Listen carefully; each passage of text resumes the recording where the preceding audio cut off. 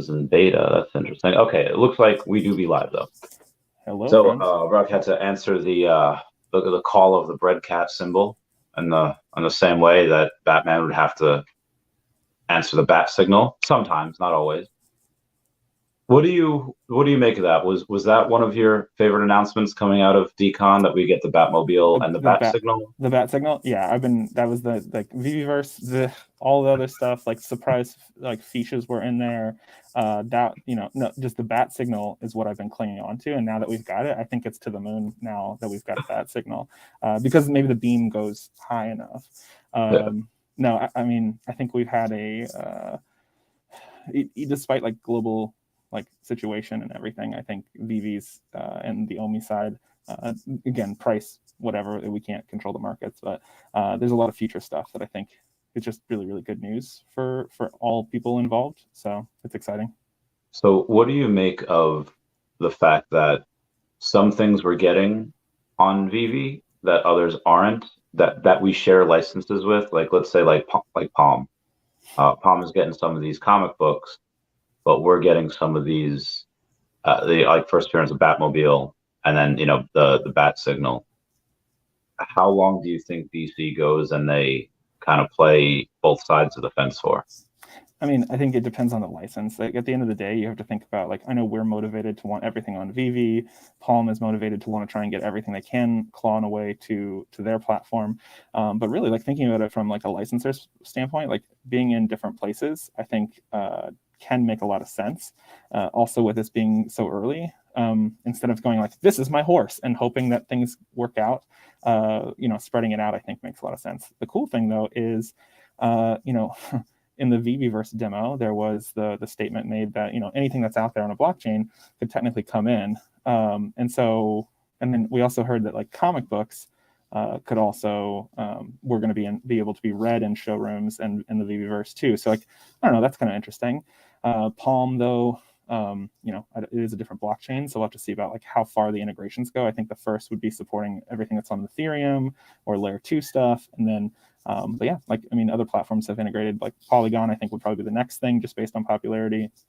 And then going beyond that, I could see, maybe Palm or others. And it can, in a way, the licensor can benefit from both.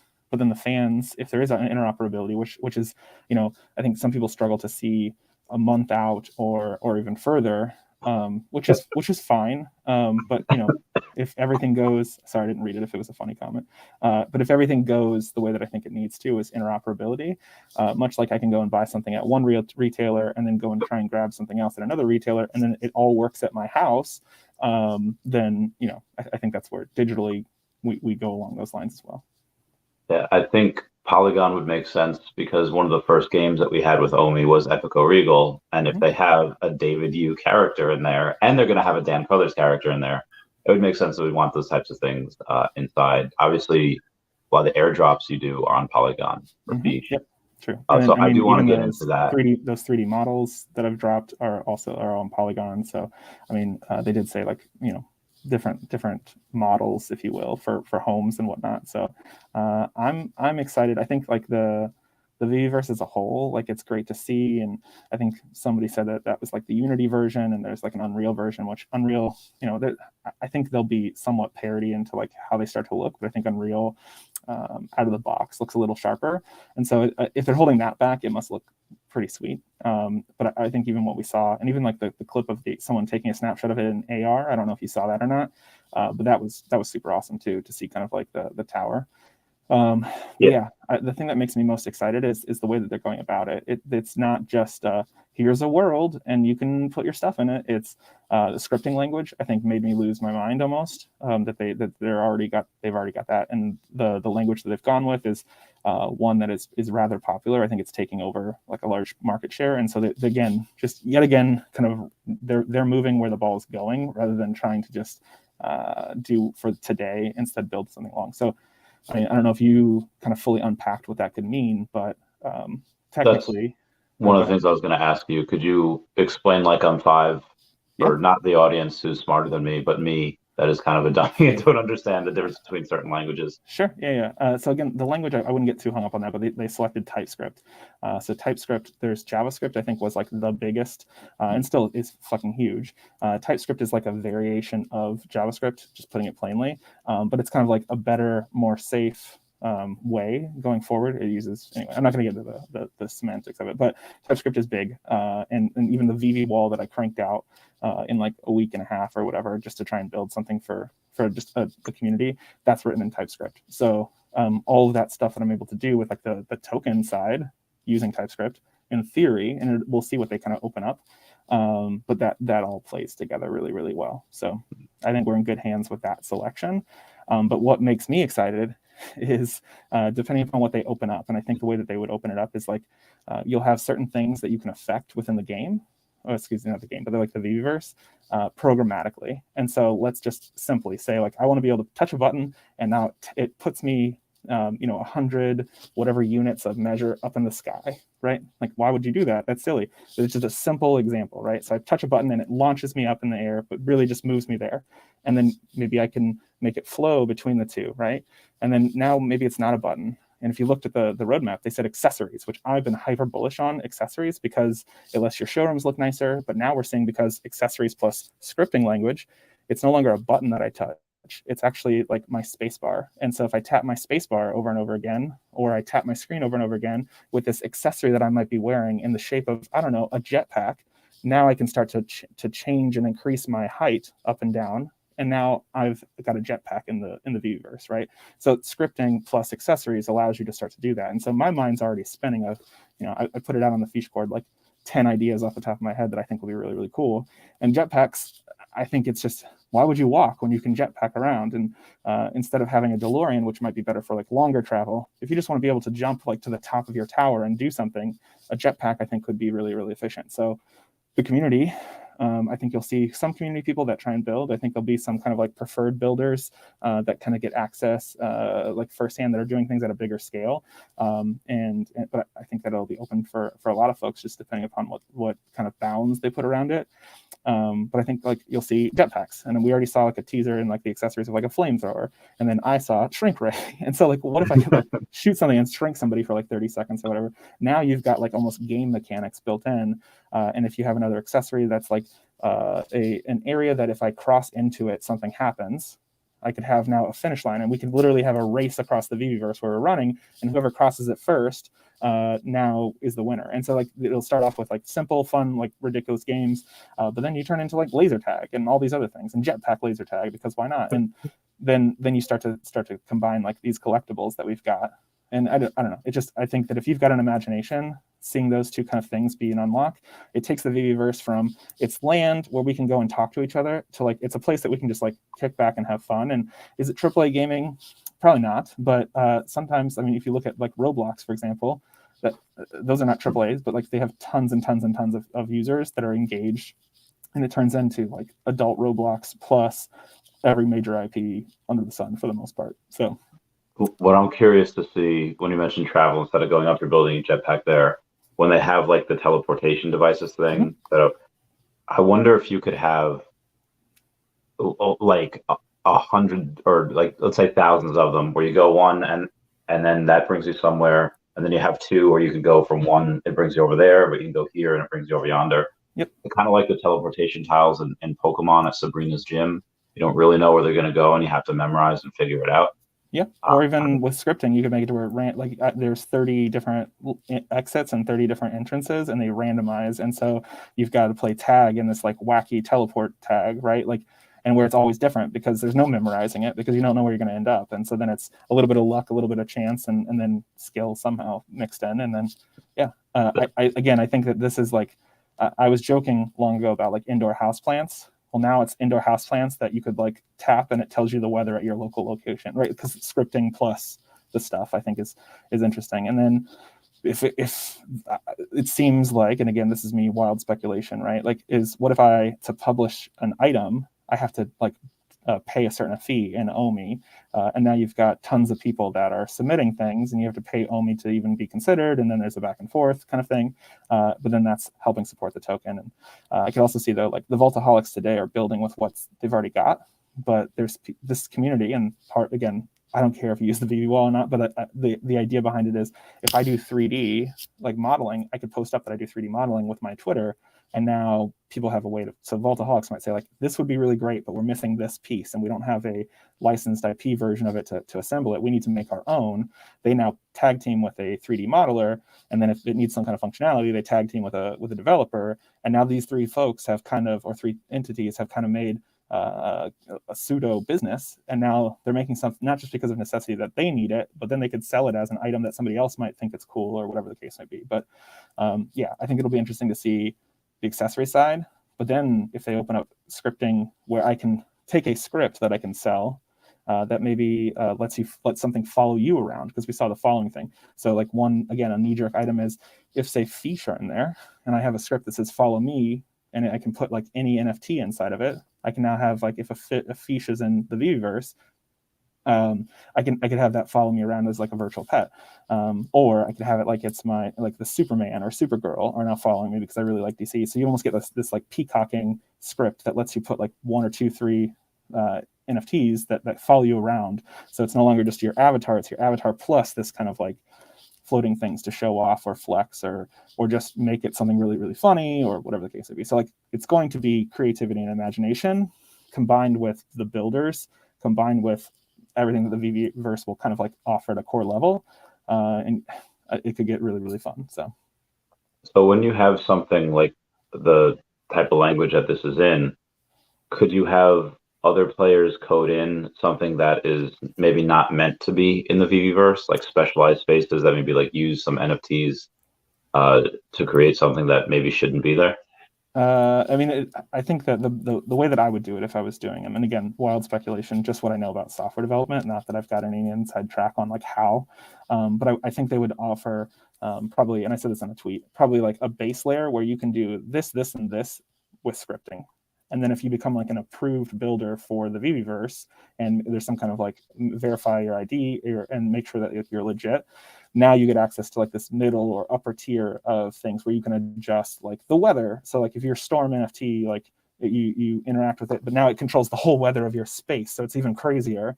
Then that's where, you know, people will not only do things for just hanging out and showing off, but then I think you'll also see like another wave or another layer of folks that are content creators where you're having like X-Men battles and, you know, scripting in weather changes or lightning strikes or who knows, like all these particle things. So like, I think there's going to be layers and layers of people that actually like, not saying it replaces your job, but if this becomes popular where you've got like a multi-million user base, people are going to want to see things. And then the thing, again, I'm just like slowly dumping all my ideas, but having a television set accessory that then can view something that's a web-based thing, you could premiere your YouTube videos in there, or someone could make exclusive content within the VeVeVerse for the VeVeVerse, and you could then buy that almost as a movie that then plays inside a television set or a projector or a big screen cinema thing.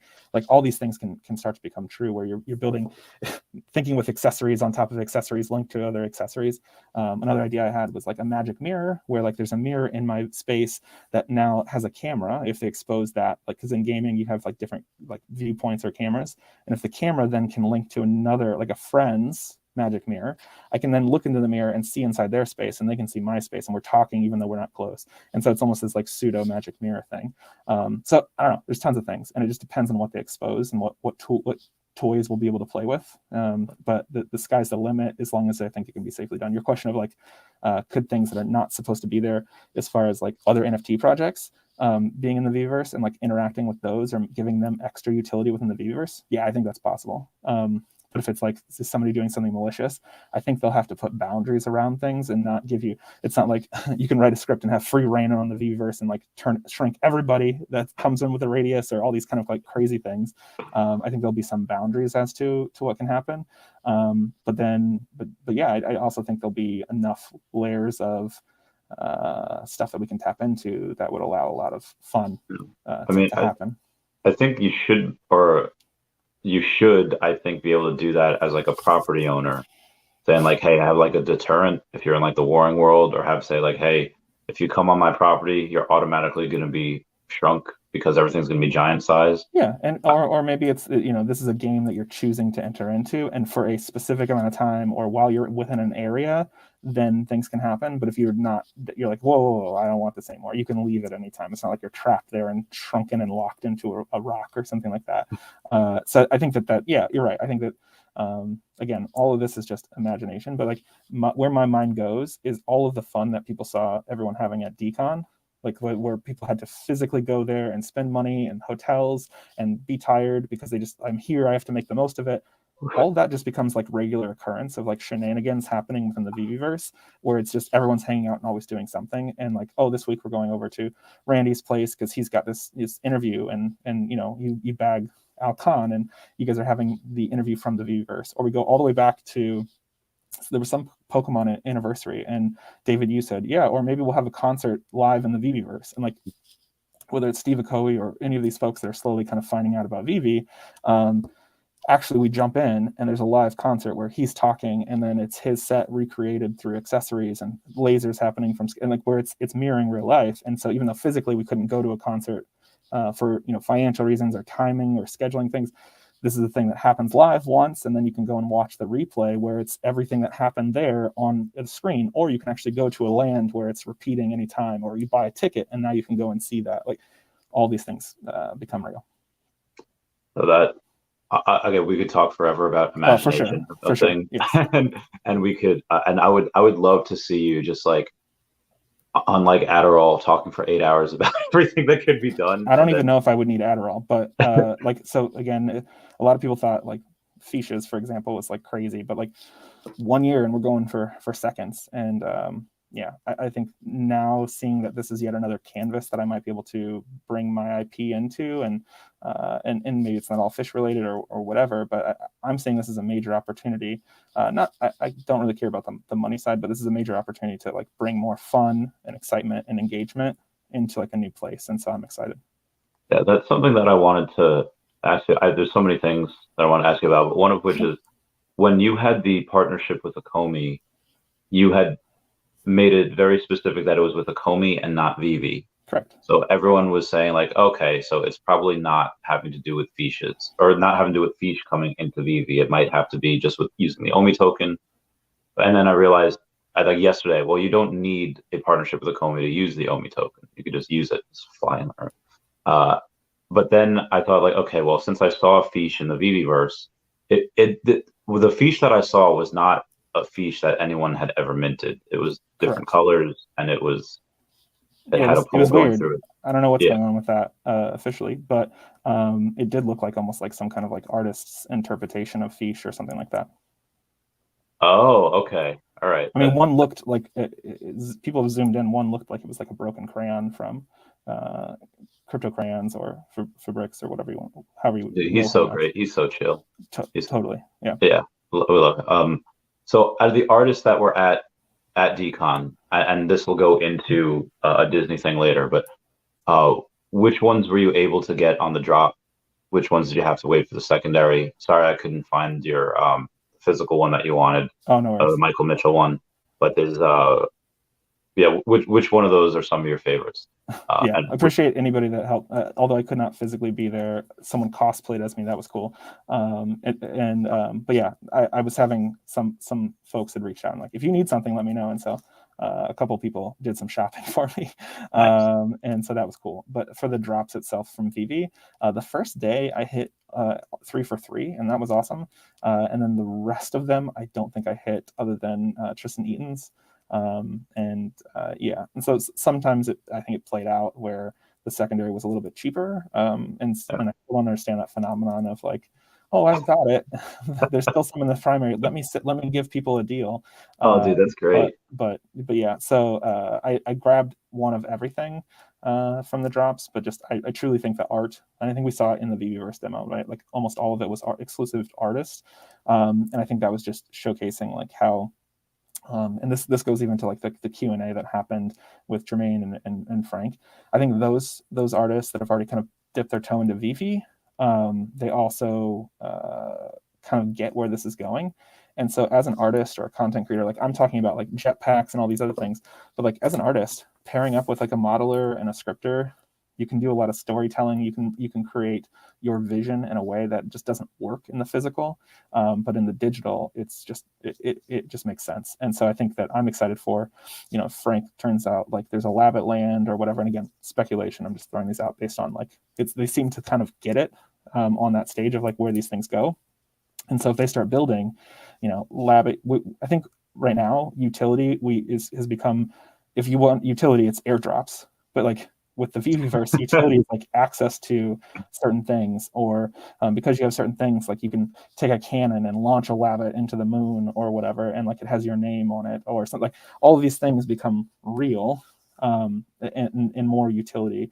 And then maybe because you have been into the digital land and you do some kind of activity or complete a game or a quest, if you will, that gives you a digital NFT or a ticket that then can be redeemed physically. Like we're going to see all of these things like merge together, and it's just super, super early. And so I think getting in your head, like utility is not always just airdrops and like I'm going to buy this only because something free might come and then I'm going to ditch it. I think some things will start to shift as the market, creators level up things, and then collectors. Like I think there's going to I'm still pretty confident there's going to be a time where something goes on to drop. It drops and then the secondary opens up and there's two, and then two people buy those and now it's gone because just there's so much potential, or a piece is so just coveted that the secondary just doesn't exist.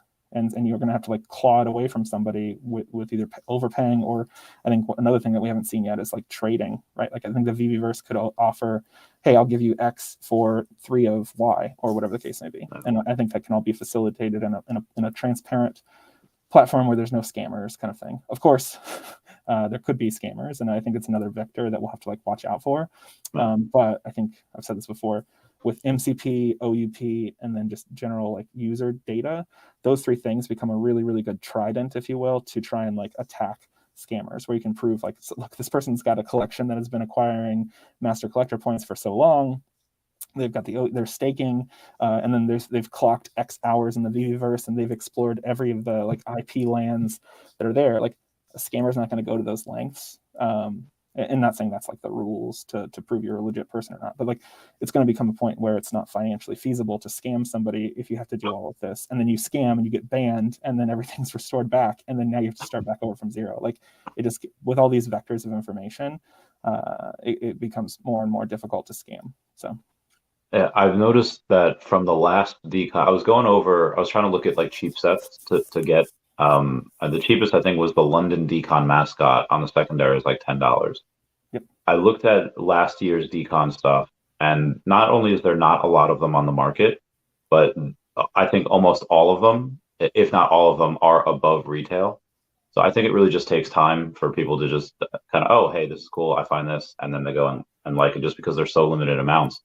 But if they're right now, some people are not incentivized, or maybe because they don't know that buying something off of the store instead of the market does get you more MCP points. Yep. And also you have the fact that you're buying stuff off the store, you're the original owner. There's no, it's not like tainted in any way. Yep. And if you have, how big of a difference do you think that is worth between the MCP points and being the first owner? Is it like, yeah, that's worth paying an extra 20 gem? It's going to depend. It's going to depend on the individual, and it's going to depend on the market. So from like Steam stuff, like a decade ago, there's a problem where people would scam people, and then the customer service side of it would say, "Oh, okay, you got scammed. We've banned that account, so that's dead. But then we're giving you a duplicate version of this item. So it's like, oh, here, it's fixed. You've got it back."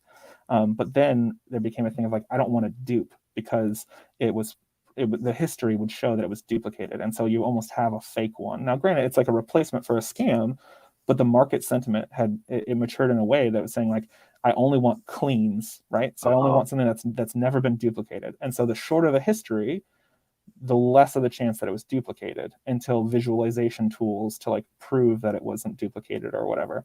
And so I think that idea of cleans, not necessarily that it has to come only from scams, but that's where like that kind of came from. And even before that, like you want a car with one owner, like, or do you want a car with like 5 owners and you don't know what the hell's happened during that thing? Like, and so I think it'll depend. The market will kind of start to dictate, but I think you'll see collectors that only go after cleans because just that's their preference. And the more that starts to happen, that becomes the standard. And yeah, so I think in a way that we could see that, but the VV community might say like, fuck cleans, I don't care. I'll buy it for the cheapest price. And so it just depends. There's going to be people that like, I only have $13, and so I'll go off the secondary versus buying it, whatever, because I just want the piece. There's people that are like, I'll go $13 here, complete the set, and then flip it just to try and get the completion set. Like, there's just going to be tons of different folks, and they'll all play it their own way. But eventually, through all of this like history that we start to build, I think the market will start to dictate. Oh, you know, these other ones, they'll sit because they have 3 owners. They'll sit there for a while, or they'll sit there because this person has 0 MCP points, and so like they almost need to like let their collection mature before they can offload things as rapidly. And so yeah, the market I think will decide. But history has shown other kind of marketplaces that has held like a higher value, or that it's more liquid, and so like maybe the value is the same, but the ones with no history, like people will start to go in and check and like, oh, this has 10 owners, this has 1, I'm going to buy it from the 1 owner because that's just my preference. And so they'll actually be more liquid than when you go to flip it or sell it, to get into like another piece, and versus the one that's it's just gotten around. So I feel like, building back on the DesignerCon thing, that when it was shown the VeVeVerse demo, you could see a bunch of stuff from DesignerCon. You saw a little bit of other things, like you saw Feesh, you saw a VV Golden logo, you saw like the DeLorean flying around. A lot of people made the, I guess tried to spread FUD or whatever, saying there's no Marvel or Disney that was shown in the VeVeVerse. I think that's just common sense. If I'm sorry to kind of like anticipate your question, but like it's getting to the point where the FUD's getting like a little bit exhausting. And I just don't even comment anymore. Like, feel how you feel. I don't care. Like me kind of like trying to talk logic at people is, I've got too much stuff to build on Feeshes and too many other things that I want to do, and just enjoy myself. So like, talk whatever you want, but like it just makes logical sense. Do you know how many like things they would have to get approved to do a demo with like Captain Marvel or anybody like dropping into like, oh no, we want it to be this way. Nope, it needs to be bigger. It's got to be the biggest thing. Can you just do a giant Marvel Mighties and just that be the demo? Like, there would have been just too much back and forth versus us getting to like see the things that I think had that wow factor. I think, but we saw the cycle of FUD of like first night for the VIP folks. They're like, oh my god, it's just spatial, and then like spatial doesn't have a scripting language, I can assure you. Spatial doesn't have like half the stuff that are like they're probably building to that. And again, I actually like spatial, the fact that we got both. But and you could now eventually probably portal from spatial into the VeVeVerse, and then from the VeVeVerse to a special spatial thing. And so all this is like, to say like that's bad and this is it's just this or whatever, like all this is kind of new. But I think the way that Veve is going at it, I think has the longest legs. But maybe I'm biased, I don't care, but I'm excited for what's going with that. But seeing like, you act like they don't have the things in the app. And they did say point blank that you'll be able to display all of your collectibles. All of your collectibles includes the stuff from the things that are always in the store. They also said like outside things can come in. Yeah, like if you bought Bored Ape or whatever. I mean, like that's I think that's a waste of time to even get into that kind of like argument of like, oh, they didn't show Marvel, it's Vivi's dead. Like, okay, cool. So I'm so glad you went on that rant, but just because I love hearing your rant. But also, I was gonna go towards the thing like saying that it was a little ridiculous, and then go into the news that Bob Iger's back as CEO of Disney, and I was gonna ask what you make of that news, whether he's just kind of like, okay, Vivi's doing a good thing, let it run, or hey, Vivi's actually making us money, let's double or triple down on Vivi, as opposed to some other things that are maybe losing money, or maybe he has put out a lot of fires and focused on a lot of the things that are losing money. Yeah, I mean, I don't have any insight into his head. I do think that like it is not just the like Veve wasn't just dealing with the CEO though, right? Like they have teams of folks that I'm sure they interact with, and so although the CEO can have a lot of influence and change directions, I'm sure there's more than just one person that's kind of made up their relationship. We've had Disney for a while now. Marvel has kind of like with Mighties, they've established like a singular brand that's exclusive to Veve for now, at least. I don't know what the future holds, but I think that I think with that, it would be, I don't think for any, there's nothing in my brain that would say, oh, here's a good move. Let's like just kill this thing now. Like, I do think that they'll either be like keep it the same, or with the VeVeVerse, maybe that's a new opportunity to do something else. I think the biggest thing for me from like what I know of like business is in the licensing stuff that I've learned is it almost makes zero sense for them to build their own.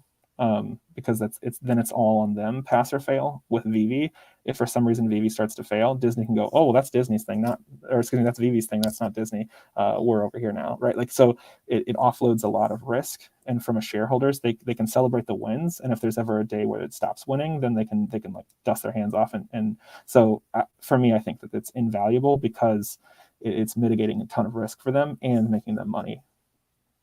Me and Taps were talking about, someone had told him that I don't know where you see Marvel's new projects or Marvel's new like line item numbers that they're going to do. I think it was on like Gerbit or Gerbil or something like that, and mentioned that he saw there's like 6 new line items for Marvel Mighties that are going to come in within the next couple months. And I was like, oh, okay. So yeah, they're definitely not done with that. That's going to be, I think, the most sets on the app. I think outside of that, I think yeah, they have 9. Once the VeVeVerse, I think is like, we're gonna Q1, which is a crazy thing, and I know people have complained about like timelines, but like I think that they acknowledged that, and if they're still saying Q1 for not only the like getting into your own space within the VeVeVerse, but also having accessories. I think people are not really connecting that back to the OUP and what accessories can mean. Because if those accessories that we're getting are connected, where you could buy them within Veve and they're non-licensed IPs, they could, in a way, accept OMI for that and just straight burn. Yeah. So yeah, there's going to be a lot of different things that are disregard. I'll leave that. I'll leave people in mystery for that. But I think the Mighties is almost a vehicle. I think Disney could, once things get to a certain place, Disney releases a Disney Plus or a movie in theaters, and then part of the advertising is like, seen the movie, like now come into Veve and redeem. Like we've seen it with posters in movie theaters, but we could see the same thing with Disney, where like get an exclusive Mighty.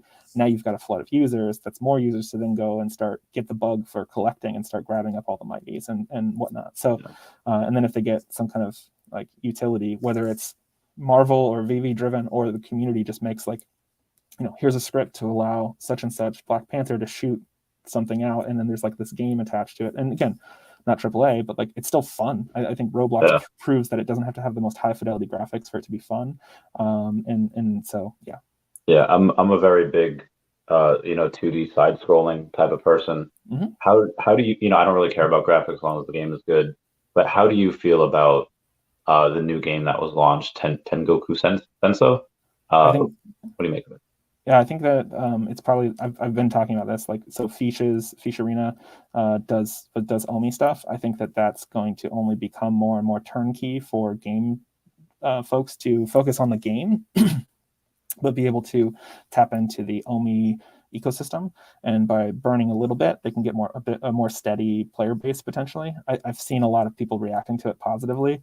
And so if the game's fun, then I think and it's part of the OMI like ecosystem, then I think it's a double win. So there was a couple people before asking, and you mentioned it with not really going and talking about things that you don't really have time for, but there is one that you mentioned the other day where a couple of people are having a disagreement about whether OMI was bear proof or not. And you said that once OUP is working, even some of it doesn't have to be completed. It becomes deflationary from circulating supply. That's when you'll see bear market resistance, but it's not there yet. So saying if it wasn't bear proof, blah, blah, blah, it's not all in place yet. So you have been buying at every level of OMI, not small amounts. You've been buying large amounts. At this point, are you going to wait for Bitcoin to capitulate to get to like 12.5 and then buy some? No, you're just going to buy whenever you have funds. Yep. Because I guess with the bear proof thing, right? Like that's like me building a house and saying like, I'm building it and it's going to be fireproof. And again, not even fireproof, let's say fire resistance. I think it's a little better. And then someone, like, while you're building it, comes and pours gas on it and lights it on fire and goes, what now? Like, dummy, I didn't finish. Like you're saying something like right now versus what's going to happen when everything is in place. It will be fire resistant, like for the house, right? But if I didn't code it yet, or I didn't do the things that would make it fire resistant, it's stupid. It's a stupid argument to say like, no, not now.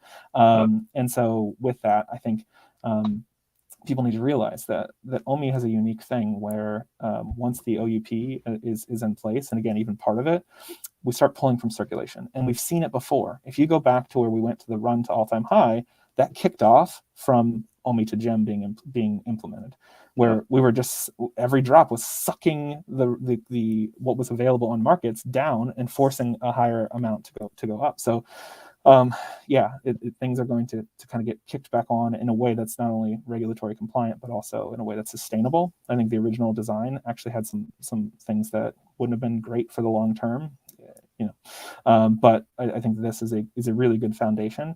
And when the price is low, when we start to use like OMI to gem or whatever the case may be, or crypto in to fuel that, more OMI is getting sucked up because the prices to get that dollar amount, more has to go in.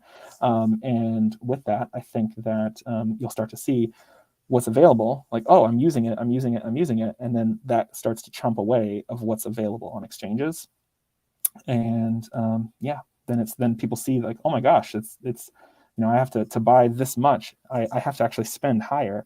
And so, it just starts to change where you've got this constant pressure as people want to use the token. And if people are kind of like, oh, well, I want to buy it just as an investment, some people will just start to use it. And like I said, with accessories, if I'm a user and I can go and all they have to do is say, for a jetpack in the store, it's $10 or it's $9 in OMI, and I can buy it from within Veve. Okay, I'll take a 10% discount. And so then you start to burn. And so when it's burning over here, even the people that are dragging their feet over here, now another opportunity arises where it's like, oh, actually, if I do this, I can get this TOD because my value of OMI has climbed a little bit, I can get this TOD cheaper. And so I'll buy the TOD with OMI, which then burns some OMI. And then now it's almost like it's a utility program that all works together. And so I think that we'll start to see some things. And I think that when that those catalysts start to kick off, it will affect things in multiple areas. And again, not saying that like they put one thing and it's going to go to the moon. It's just you're going to start to suck up that circulating supply in a way that we have not done in a long time. And I've seen it firsthand. And so, and then not to mention like stakers. I've been in some spaces where a lot of people are like, I'm out of OMI. I'm not in it right now. And so, okay, and that's so that to me is, again, there's memes about like, oh, influencers say this, or like, do whatever the fuck you want. I don't care. I'm buying OMI.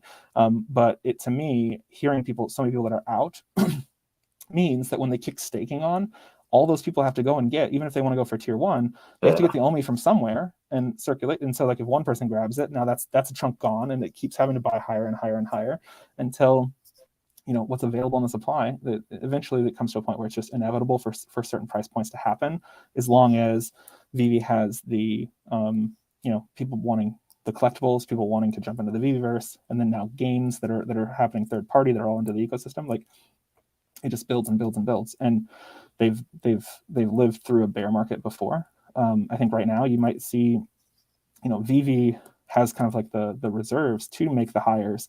And so while other places are going, under or at risk and having to do layoffs, like Veve is able to kind of, not that they like predicted the global situation, but there's a lot of top talent now that is looking for work. And if you, not only can I come and use like my programming skills or my modeling skills, but it's doing something that's fun, that's interacting with top IPs, like that's attractive. Yeah, that's a major boon that they have, that I think I don't know how many people are going to be, pumped to work for a lot of these companies that maybe only guarantee them a year's salary because they've only raised, $1 or $2 million, and they can't afford devs for that long. Right. Being able to work with this type of IP would literally be a dream come true for a lot of people. So I'm not saying that they're like all other companies are scraping from the bottom of the barrel, but devs are expensive, and Veve is extraordinarily flush with cash, so they can, if they wanted to, afford to poach a lot of other people, which I'd be curious about too. You mentioned before that space. I think that if all of this was happening 20 or 30 years ago, Veve could have just bought Spatial and shelved it and like, okay, now we're the only company, that can do something like this. But now that everything is, is going to be agnostic and it's going to be interoperable, do you think those days are over in this space where one company probably doesn't need to buy another because they can share? I think Web3 is a little bit different. I think a lot of businesses are still stuck in Web2. And I think Web3 is creating systems that are mutually beneficial. And so with that, I think that, yeah, you're right. There's a chance that, there's strength in numbers. And the VeVeVerse, I think I've said, is cool. Spatial is cool. Linking the two together is more cool, right? And other, like, you've got the other side and Frogland and all these other places that are building, even in the bear markets thing, so that they're ready for coming out of it, or ready when it's done, like when we're out of this kind of like down cycle. But linking them all together helps, even from just a content perspective. Like, even just from your standpoint of being a YouTuber, you have to crank out a video a day almost to try and keep on top of the algorithm, or to keep people entertained, because we just have been conditioned to consume at such a high rate. And so if the VeVeVerse did not have this, like, the ability to kind of create our own accessories or create our own kind of scripting things and all these other stuff, there's a chance that the VeVeVerse goes stale. And this is kind of a way to keep it evergreen, because there's always, like, new ideas and new things. And then by linking it out to other metaverses, something might be going down there that kind of drags the attention. And that's okay, because now we can go hang out over there, like we would, like how a lot of people left their homes to go to Decon. But then you come back to wherever you feel like you've kind of planted roots, or maybe you don't plant roots in one, you plant roots in three.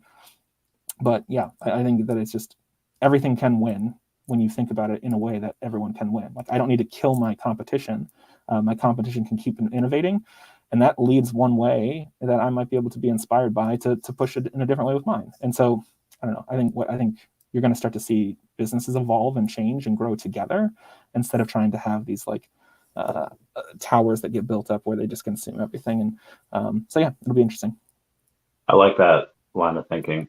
I know you have to go in a little bit, so I'll just do one or two more questions and then we'll bounce. Sure. So the other day, or it might have been, yeah, it was yesterday, you had wrote, "Waste all the potential anyone has ever told you that you possess. It's much better to do things than to sit still hoarding your potential. You're a coiled spring of unlimited kinetic energy. Just focus and go. I count all your I can'ts with you can." I meant I counter all I count it, yeah, I figured. Yeah, but characters, and I had to sacrifice some letters. What inspired you to write that? I think some people just needed to hear it. I think that there's often times in a down cycle where everyone's either over leveraged, or, I never thought it would go this low, and you're getting tied up in, like, charts, and you still have potential. And some people always say, like, "Oh, you have such potential, you have such potential." And that can be it's like such a weight or a burden to bear, that it's like, people think so much of me, and I'm almost intimidated of trying to become what they think. And I'm saying, fuck it, burn all that to the ground. Just figure out what you want to do and do it. And if you're like, "Oh, I can never do that," ask yourself why. Like, what are the things that are keeping you from you? And if you're like, "Well, I could never do that because I'm not this, or I don't know this," well, then what is the time or the path to learn that? So now you're unblocked to get now back on the road to what you want to do. And just, it's almost like you have to, like, keep telling yourself, like, "I don't believe I can do this in 10 years. Okay, well, what needs to happen for it to be true in 10 years? Okay, well, I'd have to do this, this, and this. Cool. Okay, that's on the list. What do you have to do to make it in 5 years? Well, that's impossible. I would need to do this, this, and this. Okay, cool. That's on the list now. What would it take for it to be 1 year? And you get to the point where it's just, I believe I can do that, because you've restricted and you've got the list, and that's your path to go and do it. So, like, I understand that people have hard lives. I grew up not very well off, and not saying, like, "Oh, now I'm super great and you can too," but just sometimes it's about learning to be happy with less, instead of unhappy because you don't have more. Similarly, Chamath Palihapitiya, I think, grew up on, like, welfare, and he's a billionaire now. And somebody asked, at what point does money make you happy? And he says, well, it'll make you comfortable enough so you can find the things that make you happy, but money does not equate to happiness. Yep. And before, you had mentioned that, you get a lot of love, and people expect things from you. Do you interpret that love as just this giant weight of responsibility? I think that through more so, like, my more recent years, I've learned the tool of being able to shift my perspective. And I think the people that truly say they care for me or love or appreciate me will appreciate me for being my true self rather than the vision that they may have collected of myself. And so I try very hard to shift my perspective whenever I'm feeling that way to a place that I need to kind of switch from like a thinking or a thought or like intrusive thoughts or like hitting me and more to an observer mind where it's just like, what's in front of me? What's something here? What's something there? Until that like spark of creativity like pops off on something, and then I chase that. For example, like Feeshes is coming up, and yeah, my a friend of mine, Brian Morris, just amazing artist. He and I kind of bounce ideas off of each other. And I'm like, I'm thinking about doing this for Feeshes, and he's like, cool. And then I was like, yeah. And then I might do this. And then he's like, that's really cool. And then I think like probably 2 hours later, I'm like, I'm doing this like big thing that's like this. It had grown to be this big idea. And he's like, but isn't it like in a few weeks? I'm like, yep, gonna go get working. And so I just think it's, I think with Feeshes, it's just a pure outlet of, I just can't tell myself that it's too hard or it's too much. I just do it. Just shut up and do it and find a way. And if I need to make a compromise, my compromise of like 10% is still like 90% more than anybody was expecting. And so I found a lot of success hearing like the feedback from the Feesh Cord and people just enjoying the project. And so like it was a success the moment that someone bought one for me, and then I was able to kind of when the Feesh died have people have a true reaction. We're like, what the hell, who did this? I want to murder. Like some people got really mad, and so that I think being able to have something that's digital that creates that proved that it was good. And now it's just we're in extra innings, and I don't know why I went sports metaphor, but like I'm pushing this, and I think I put this out on the Feesh Cord the other day of like, before it was a project, I'm no longer thinking of it as like an NFT project. I've created an intellectual property that it's not about me. It's this thing that's based around fun, and so I'm going to try and grow it to be the most fun thing ever.